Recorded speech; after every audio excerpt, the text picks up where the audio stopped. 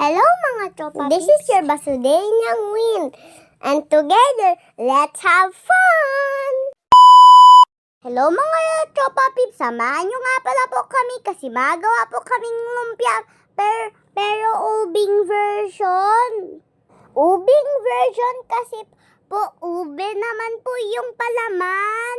Habang nagluluto nga pala po ng parang champurado na feeling, ay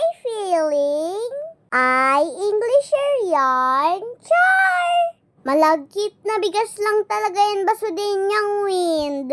Pinakuha nga pala ako ni Ate Shine ng upuan kasi magkatabi nga daw pala kami.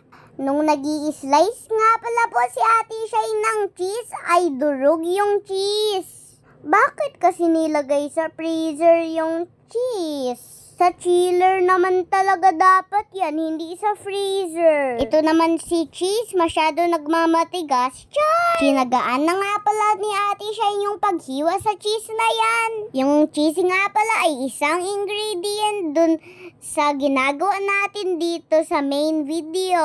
Habang nagsaslice nga pala po si Ate Shine ng cheese, kami nga pala ni Mama Yems ay matanggal na ng lumpia wrapper.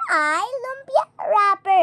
This is the lumpia wrapper here. Ano daw yon? Char! Ito naman po si Mama Yems. Sinasampal akong kaunti. Mami, joke lang yan mga tropa pips. Hindi naman talaga masakit. Madalas man lang po kami nagkukulitan ni Mama Yems. Simula nga pala po nung bata ko, palagi ko na iniinis yan si Mama Yems. Kaya nga po, palagi niya ako pinaprank.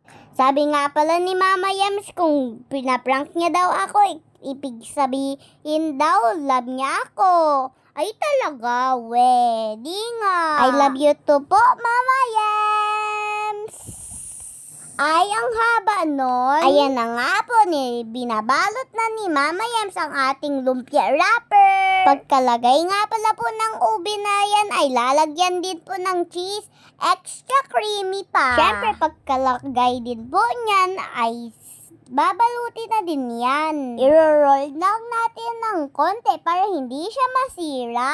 And we need to close the left and right. Kanat at kaliwa nga talaga yun mga tropa peeps. Pagkatapos nga pala po nun, ay pripirituhin na din po. Hindi nga pala natin kailangan ng masyado madaming langis. At ayan na, luto na ang ating ubing turon. Siyempre, as a vlogger, tayo munang una kumain. Siyempre, dapat plating muna natin yan. Bago nga pala tayo kumain, ay kailangan natin ng plating at videos pa. Siyempre, kung gumawa din si Ate Shane, tayo din magawa. Habang nga pala nagbo-voiceover ako, ay naaamoy ko yung pagkain na yan. Gutom na naman baka ako Smells so good! Oy, Basudenyang Wind, tigil-tigilan mo yung cravings mo. Wala tayo dito sa bahay ng mga ingredients pa. At syempre, habang kumakain kami, ay magsha-shoutout muna ako.